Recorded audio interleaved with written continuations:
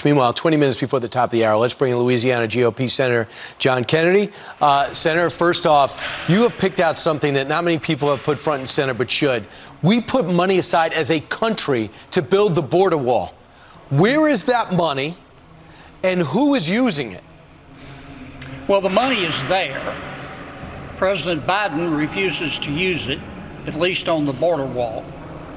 We have sent him a letter demanding that he use it. I have every expectation that he will ignore us. Yeah. Was he going to sit in our savings account?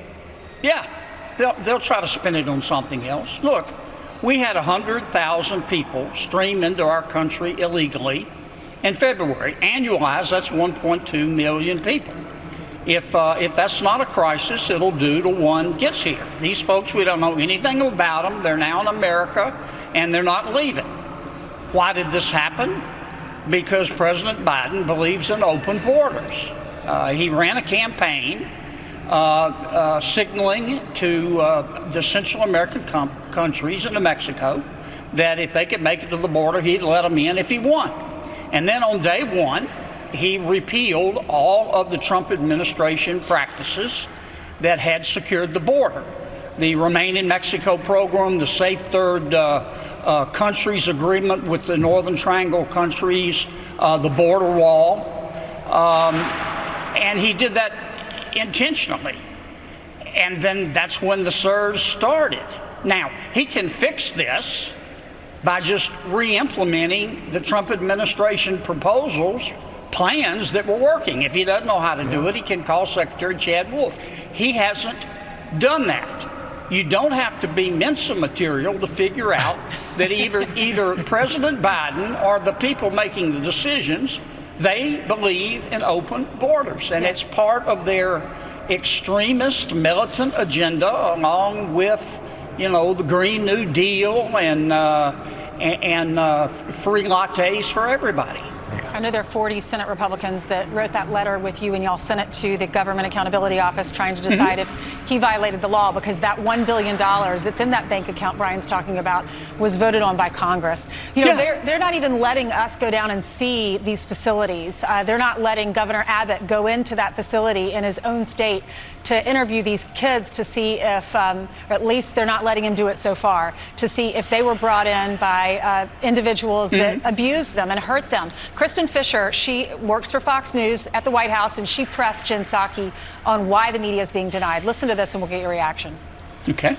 Is the White House or DHS instructing border agents to refuse ride-along requests from reporters? Because that's what a lot of our folks on the ground are hearing. It's coordinated through the Department of Homeland Security, and I'd point you to them for any additional questions about the logistics of press access. But our reporters used to be able to get ride-alongs during the Trump administration, and you all came in and promised to be the most truthful and transparent administration, and you all, you know, oversee the Department of Homeland Security. So if you all wanted to grant access to the press, couldn't you just tell DHS to do it? Again, we fully support transparency, and I would encourage you to talk to the Department of Homeland Security about any requests you have for press access or what you're looking to accomplish at the border. Senator, your reaction? You have to watch what politicians do, not what they say. Sometimes when people act like they don't care, it's not an act. This is all smoke and mirrors by President Biden. He doesn't want people to see what's going on, and he's not going to change his practices. He or the people making decisions believe in open borders. Now, they said, oh my gosh, we're going to send FEMA down there. Like he's doing something. What's FEMA going to do? Build a wall of MREs? I mean, if they want to stop this, just re-implement the Trump administration policies. It's not a mystery. You know, you just said something that perfectly sets up this next topic we wanted to discuss with you. And that is, you said, watch what politicians do, not what they say. John Kerry was on an American Airlines flight between Boston and D.C. He's up in first class where, you know, the whole airplane passengers have got to wear masks while on board unless they're eating or drinking. He does not appear to be eating or drinking. Somebody took a picture of him, and suddenly people are going, hey, what the heck? Why does he think he's special? Well, Mr. Kerry, our climate czar, tweeted this out. Feels like there's some St. Patrick's Day malarkey, using Joe Biden's word, afoot on Twitter. Let's be clear. If I drop my mask to one ear on a flight, it was momentary. I wear my mask because it saves lives and stops the spread. It's what the science tells us to do. What do you make of the climate czar saying that? Because it simply looks like he got caught breaking the rules, which the rest of us would get in big trouble for. Well, look, I wear a mask. I try not to be a mask hole about it. If I see somebody who doesn't have a mask, I don't call 911. And the problem here is not that Secretary Kerry was caught without a mask. It's that he and his colleagues have been so militant and sanctimonious toward people who don't wear a mask. And I don't know Secretary Kerry. I'm sure he's a fine person, but I would suggest to him that respect has to be earned. It's not a participation trophy. And if you make rules, you have to abide by them. You can't say they're just for the deplorables and not for me because I'm a busy, important guy. And by the way, he shouldn't be flying in first class. He needs to go flying coach like everybody else. Yeah, but he preferred to be on his private plane because he made all that catch up. And also he wants everyone who's a coal miner to learn to code, which is an interesting thing, or make solar panels.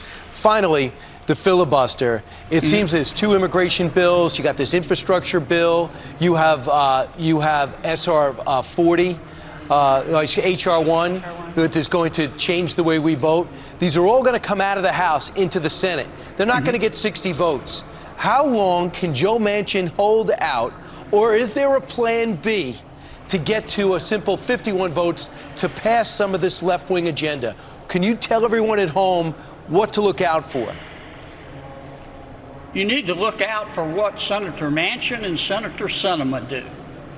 Now, they have both said, they've stood up in front of God and country, said categorically, unconditionally, and unequivocally, we will not change the filibuster.